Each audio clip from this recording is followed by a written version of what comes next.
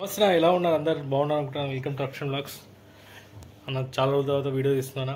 Already ఎందుకు తీస్తున్నాడే, కొన్ని వేరే పనుల వల్ల నేను వెళ్ళట్లేదు. గత 10 రోజులు అవుతుంది. అంటే నా పర్సనల్ వర్క్ వల్ల నేను వెళ్ళట్లేదు.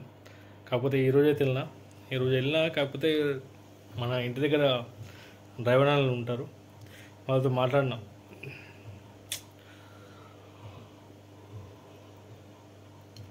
అంటే వాళ్ళ సజెషన్ అడిగినా, ఏంది మీరు ఇట్లా నడిపిస్తున్నాయని. వాళ్ళు ఒకటే ఏం చెప్తారంటే, మామూలుగా ఆరంగడ్ దగ్గర రిలీవ్ పడే బదులు వేరే దగ్గర రిలీవ్ పడితే బెటర్ అని, అది మనకు కూడా తెలుస్తుంది. కాకపోతే ఆయన ఇంకో ఆప్షన్ ఏం చెప్పిందంటే, మార్నింగ్ టైమే చాలా బెటర్. ఫస్ట్ 7 నుంచి 10 వరకు 11 వరకు ఏమో టైం చెప్పినా, అంత లోపల ఎన్ని బుకింగ్లు ఉన్నాయో అన్ని బుకింగ్లు ఉంటే బెటర్ అని చెప్పిండు. అంటే చిన్న చిన్న గచ్చిపోలేదు, ఎందుకంటే చాలామంది ఉంటారు కదా, ఇంకా ట్రాఫిక్ జామ్ ఉంటుంది, రేట్లు కూడా మంచి వస్తాయని చెప్పిండు. నెక్స్ట్ థింగ్ సేమ్ అదే, అక్కడనే ఏరియా, అక్కడనే 4 నుంచి 8 లోపల అక్కడక్కడ చిన్న చిన్న బుకింగ్ తీసుకుంటే ప్రాఫిట్ ఉంటుందని చెప్పినాను. కాకపోతే ఈరోజు ట్రై చేసిన, ఈరోజు సాటర్డే, కాకపోతే మనకు తెలుసుగా అక్కడ ఐటీ సెక్టర్లో అయితే ఉండవు, కాకపోతే పోయినా మనోడు ఎప్పుడంటే కొద్దిగా లేట్ అయితే వెళ్ళినా, శనివారం కదా లేట్ అయితే వెళ్ళినా. కాకపోతే నాకు తెలిసింది ఏంటంటే, మనోడు కరెక్ట్ అయిపోయింది. కాకపోతే ఇంకోటి ఏంటంటే, వేరే ఏరియాలో మనోడు కూడా అంట ఓన్లీ గచ్చిబౌలి సరౌండింగ్లోనే చిన్న చిన్న బుకింగ్తో కొట్టేస్తాడంట. ఇది పీక్ టైంలోనే ఉంటాడంట. దాని తర్వాత ఎక్కడైనా బయటికి పోతే కనుక మళ్ళీ ఆ టైం లోపల 4 లోపల మనోడు మళ్ళీ గచ్చిబౌలి వచ్చేస్తున్నాడంట, మధ్యాహ్నం ఉండకపోతే కూడా. అలా సరే అదేనా. కాకపోతే మనోడు చెప్పినట్టయితే ఇలా మామూలుగా చూసిన, చెక్ చేసిన సాటర్డే పూట. కాకపోతే మెయిన్ టైంలో కూడా నేను మెహందీపట్నం వచ్చి ఇరిగిపోయినా. మెహందీపట్నం నుంచి బుకింగ్స్ వస్తుండే, ఎందుకంటే మొత్తం జామ్ ఉంది. రేట్లు కూడా బాగానే ఇస్తుండే, రేట్లు కూడా బాగానే వస్తున్నాయి, అన్నీ బాగానే వస్తున్నాయి. కాకపోతే మనం ఎందుకంటే పొద్దున్న నుంచి అనిపించిన కొద్దిగా తగ్గవట అనిపించింది కాబట్టి నేనైతే మళ్ళీ పోలేదు. కాకపోతే మనోడు చెప్పినట్టు చేద్దామంటే మండే నుంచి స్టార్ట్ అవుతుంది, చూస్తా. మనం చెప్పినట్టే మార్నింగ్ 7 o'clock వెళ్ళి 11 o'clock లోపల మేబీ గచ్చిబౌలి అక్కడక్కడ ఉంటే చిన్న చిన్న బుకింగ్ కొట్టుకుంటే చాలని చెప్పిండు. 1000 రూపాయలు 1500 వెళ్తాయని చెప్పిండు. దాని తర్వాత మళ్ళీ ఎయిర్పోర్ట్ బుకింగ్ తీసుకోవాలంట మనోడు, ఎందుకంటే ఇంటి దగ్గర ఉంటుంది కాబట్టి. ఆఫ్టర్ ఒక సమ్ అమౌంట్ అని క్యాల్కులేషన్ పెట్టుకుని మనోడు 2000 అట్లా అమౌంట్ వస్తే కనుక ఎయిర్పోర్ట్ తీసుకొని ఇంటికి వచ్చేస్తాడంట. అంతే తప్ప మిగతా సార్ వచ్చినా తీసుకోడంట. కాకపోతే ఇంకోటి ఏమడిగినా అంటే, ఎయిర్పోర్ట్ బుకింగ్ మనోడు కొద్దిగా కస్టమర్కి రిక్వెస్ట్ చేస్తాడంట, ఏందని డైరెక్ట్ తీసుకెళ్తా అని చెప్పి తీసుకెళ్తాడంట. అదైతే మన వల్ల కాదు, ఎందుకంటే మనం చేయము అట్లా. అడగని అయితే చూసాం, పెద్ద బండ్లకు సీటబుల్ అయితే, మన చిన్న బండ్లకి అయితే కావు. కాకపోతే మనోడు ఎప్పుడంటే ఎయిర్పోర్ట్ బుకింగ్ మాత్రం ఇప్పటి నుంచి తీసుకోదనుకుంటాం, కానీ టెంప్ట్ అయ్యి ఇలా పొద్దున్న ఒక ఎయిర్పోర్ట్ బుకింగ్ తీసుకున్న దాని తర్వాత మళ్ళీ క్యాన్సిల్ చేసిన. ఎందుకు క్యాన్సిల్ చేసిన అంటే, మనకు వచ్చింది టోలీ చెక్ దగ్గర బుకింగ్ వచ్చింది, సెకండ్ బుకింగ్ అనుకుంటా. అది పోయిన లిలవాడ లోపలికి రమ్మన్నాడు, లిలవాడ 5 minutes అన్నాడు. వెయిట్ చేసిన 10 minutes వెయిట్ చేసిన, మళ్ళీ ఫోన్ చేసి ఇంకా 5 minutes అన్నాడు. కమ్మన కట్ చేసి వేరే బుకింగ్ కొట్టుకున్నాను. అట్లనే లేట్ అయితే మళ్ళీ అదే అయిపోతుంది. మళ్ళీ దగ్గర అక్కడక్కడనే కొట్టినాను, ఇలా ఎక్కడ దూరం వెళ్ళలేదు. కాకపోతే ఇలా ఈ రోజు ఎండింగ్ మాత్రం నాకు మెయిన్ ఎక్కువ అంటే, నాకు ఇలా కొన్ని ఆన్లైన్ పేమెంట్లు ఎక్కువ వచ్చినాయి. ఓలాలో 2 వచ్చినాయి సంథింగ్, మీకు పెడతా స్క్రీన్ షాట్. అవి ఆన్లైన్ పేమెంట్లు, దానివల్ల నాకు అంత అర్థం అనిపించలేదు. అది ఏదైనా మనం మంచిగా అనుకున్నాం. కనుక ఇలా ఒకటి ఏం డిసైడ్ అయినా అంటే, ఓలాలో ఒక పాయింట్ ఆఫ్ వ్యూ ఏం మీకు చెప్పాలనుకున్నాను అంటే, ఓలాలో మీకు ఫస్ట్ ఏ బుకింగ్ ఇచ్చినా మనకు 10 రూపాయలు 15 రూపాయలు కిలోమీటర్లకి ఇస్తాడు కదా. అది మనకు ఇన్సెంటివ్ అనేది 20 రూపీస్ per kilometer చూపిస్తుంది చూసినా.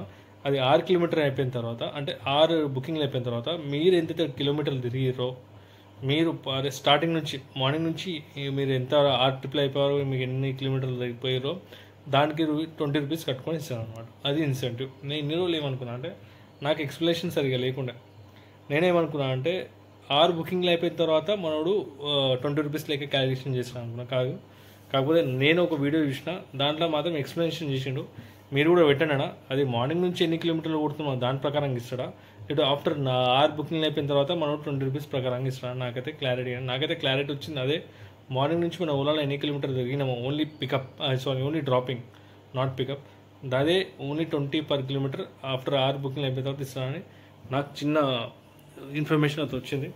చూసాం. నేనైతే అదే కరెక్ట్ అయితే మాత్రం ఇక నేను ఓలానే కొట్టుకుంటాను. ఎందుకంటే 100 కిలోమీటర్లు కొట్టుకున్నా మీకు 2000, 200 కిలోమీటర్లు కొడితే 4000 చాలు. 100 కిలోమీటర్లు కొట్టినా నేను పుడుతుంది అనుకుంటా. ఇక రేపటి నుంచి ఎల్లుండి నుంచి మాత్రం ఇక ఓలాలో ఉందాం అనుకుంటున్నాం. చూసాం. కాకపోతే ఇదైతే నాకు క్లారిటీ అండి. ఇది కరెక్టా కాదని నేను విన్నది కరెక్ట్ అంటే నేను ఒక వీడియోలో చూసినా నాకు ఎక్స్ప్లెనేషన్ చేయించిండు, అది కరెక్టే అనిపించింది. కాకపోతే ఈ రోజు అయితే 6 బుకింగ్ కొట్టినా, 56 కిలోమీటర్లు కొట్టినాను ఇలా ఓలాలో. 54 కిలోమీటర్కి నేను మాత్రం ఇలా మంచి బుకింగ్ తీసుకున్నా. అంటే చూసి ఏవి మనకు కంఫర్ట్ ఉందో అదే తీసుకున్నా. నాకు మళ్ళీ ఇన్సెంటివ్ అనేది చూపించలేదు. మళ్ళీ మేబీ నాకు 20 రూపీస్ కన్నా ఎక్కువ బుకింగ్లో తీసుకున్నాను. 20 రూపీస్ కన్నా అబోవ్ ఉంటేనే తీసుకుంటున్నా, తీసుకోలేదు బుకింగ్. ఇలా ఓలాలో ఇవ్వాలా చాలా రోజుల తర్వాత మళ్ళీ ఓలాలో ఇచ్చినా. ఇట్లనే కంటిన్యూ చేద్దాం, ఎందుకంటే ఇక చూసాం ఇక మనం ఇక ఓలాలో ఉండాలా. ర్యాపిడో మాత్రం ఈవినింగ్ టైంలో మంచి ఇస్తున్నాడు. ఒకటి నాకు మణికొండలో బుకింగ్ వచ్చిందన్న, 3 కిలోమీటర్స్కి 4 కిలోమీటర్స్ 250 రూపీస్ ఎంత చూపించాను. అప్పుడప్పుడు పికప్ చేసుకో ఇస్తున్నారు. పీక్ టైంలో మాత్రం మీకు సండే కానీ ఈ 4 o'clock నుంచి స్టార్ట్ అయితే 6-7 o'clock వరకు ఈ 3 లోపల మీకు చిన్న చిన్న బుకింగ్లో మంచి రేట్లో వచ్చిన బుకింగ్ కొట్టేసి. ఓకేనా, ఇది ఈరోజు అయితే ఓలాలో 1500 దగ్గర, ర్యాపిడోలో 800 సంథింగ్ ఎక్కడెక్కడికి అనుకోండి. మన అంతతో ఊబర్లో 300 చిల్లర దగ్గర అది 900 పెట్టుకోండి, ఇది 300, 1100 ప్లస్ 1400 పెట్టుకోండి. దగ్గర 2000 చిల్లర అయిందన్న. అది మీకు మొత్తం టోటల్ స్క్రీన్ షాట్ పెడతా. ఇంకోటి మీ అందరికి రిక్వెస్ట్ చేస్తున్నానా, మీకు ఇప్పటి నుంచే నేను రిక్వెస్ట్ చేస్తుంటా, ప్లీజ్ బండి మాత్రం స్లోగా నడిపోయినా. చెప్తున్నా మరి దారుణంగా ఉందన్న రోడ్డు. ఎట్లుందో మనకు అసలు రూల్స్ ఏంది, రెగ్యులేషన్స్ ఏంది నాకైతే ఏం అర్థం అవ్వట్లేదు. మన ఈ పెద్ద బండ్లు అన్న టైంలో ఎట్లా వస్తున్నాయి, నాకు పర్మిషన్ ఎట్లా ఇస్తారు నాకైతే అర్థం అవ్వట్లేదు. కాకపోతే నిండు పనాలు బండ్లు అయిపోతున్నాను. మొన్న ఒక కుత్బుల్లాపూర్ దగ్గర మనవాడు మార్నింగ్ వాకింగ్ సెక్యూరిటీ గార్డు లేపేసారు స్పీడ్ వల్ల. మళ్ళీ ఈరోజు లారీ గుద్దేసింది ఇక్కడ మన అబ్సూడలో, అది స్పీడ్ వల్ల. ఇది అన్న మనం ఎంత కరెక్ట్ ఉన్నా ఎంత తప్పున్నా ఎదుటి ఇట్లా వస్తున్నాం. ఫస్ట్ దీనికి భయం అనేది పుట్టాలంటే ఇక ట్రాఫిక్ రూల్స్ అనేది కొన్ని స్ట్రిక్ట్ అయితేనే అవుతుందన్న.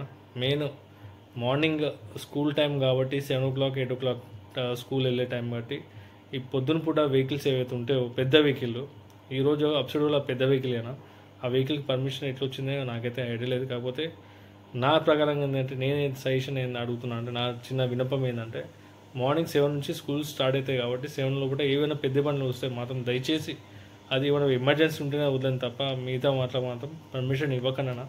ఎందుకంటే దానివల్ల ఒకటి ట్రాఫిక్ పాడైతే ట్రాఫిక్ జామ్ అవుతుంది. ఇంకోటి ఏంటంటే వాళ్ళ టెన్షన్తో నడిపిస్తారు. ఎందుకంటే ఆ టైం లోపల వెళ్ళిపోవాలి. ఇప్పుడు 8 గంటలకు మనం పెట్టినాం అనుకో, ఎక్కడ చూసాడో ఈ టైం లోపల మనం సిటీ లోపల దాటిపోవాలని వాడి టెన్షన్తో స్పీడ్ నడిపిస్తాడు అన్న.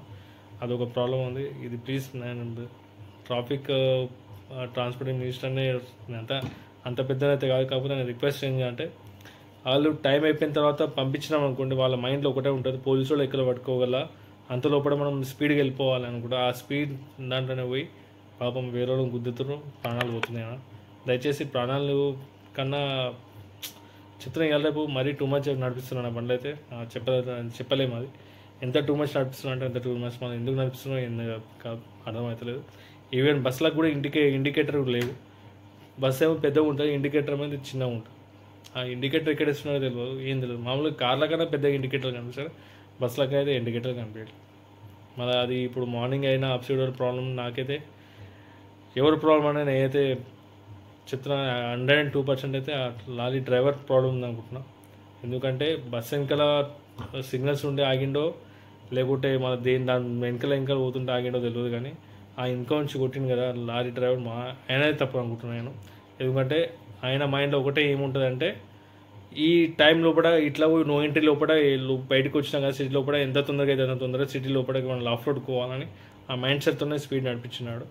దానికన్నా గేమ్ లేదు. దయచేసి మీరు కనుక ట్రాన్స్పోర్ట్ మినిస్టర్ ఎవరైనా కానీ దయచేసి ఈ పెద్ద పెద్ద వెహికల్ని మాత్రం ప్లీజ్ దయచేసి 6 o'clock స్ట్రిక్ట్గా వార్నింగ్ ఇచ్చి సిటీ బయటనే ఆపినాను. ఎందుకంటే లేకుంటే ఇట్లానే ప్రాబ్లం అవుతుంది. ఎందుకంటే వాళ్ళు తొందరపడి మన వాళ్ళని అదే అయిపోతుంది. ఓకేనా. ఇంకోటి స్పీడ్లో ఎవరైతే డ్రంక్ అండ్ డ్రైవ్ చేసి ప్రాణాలు తీస్తారో వాళ్ళని మాత్రం మీరు కఠినంగా శిక్షించాలన్న. ఎందుకంటే లైఫ్ ఒకటి పోతే ఎంత ఇలా ఏం ప్రాబ్లం ఎంత అన్నది అది మనందరికీ తెలుసు. ఒక మనిషి కమాండ్ స్టోర్ లేకపోతే చాలా ఇబ్బంది అవుతుంది. అట్లాంటివి మీరు తాగి చేసి నడిపించి ప్రాణాలు చేస్తున్నారంటే వాళ్ళకి మాత్రం కఠినంగా శిక్షణ లేకపోతే వేస్ట్. ఓకేనా. చాలా నేను చెప్పాలంటే, కానీ ఇక కొందరికి నచ్చుతుంది, కొందరికి నచ్చలేదు. కరెక్ట్ చెప్తే కొందరికి నచ్చదు, కొందరికి చెప్తే ఏమో అదైపోతారు, కొందరు అప్రిషియేట్ చేస్తారు. ఓకే. కానీ నచ్చిన వాళ్ళకి మాత్రం నేను ఒకటే చెప్తున్నాను, దయచేసి మీరు మాత్రం దాన్ని తప్పగా అనుకోండి, ఒప్పుగా అనుకోండి. ఏంది ఇది క్లాస్ వీక్ నా అంత ప్రయత్నం నేను చేస్తా. నా వ్యూవర్స్ ఎన్ని ఉన్నాయో నాకు తెలియదు, కానీ నా ప్రకారంగా నేను చెప్పేది మాత్రం చెప్తా. దయచేసి మీరు మాత్రం స్లోగా నడిపండి, స్పీడ్గా మాత్రం నడిపేయకండి. దయచేసి అన్యాయముగా ప్రాణాలు మాత్రం తీయకండి ప్లీజ్. ఈ మత్తుల పడి ఈ తాగి చేసి మాత్రం బండ్లు మాత్రం నడిపేయకండి. మీ ఫ్యామిలీతో మీరు ఆలోచిస్తారో తెలియదు, కానీ మిగతా ఫ్యామిలీ గురించి కొద్దిగా ఆలోచించండి. ఓకేనా? బాయ్. మీ వీడియో నచ్చితే ఇంకా లైక్ అండ్ సబ్స్క్రైబ్ చేయండి. మీకు మాత్రం రిక్వెస్ట్ చేస్తున్నా, దయచేసి మీరు మాత్రం తాగి నడిపేయకండి అన్న. మన ట్యాక్సీ డ్రైవర్లు అందరికీ నేను రిక్వెస్ట్ చేస్తున్నా, తాగి నడిపేయకండి, స్పీడ్ అవ్వకండి. అది ఒకటి మీరు రిక్వెస్ట్ చేస్తున్నా.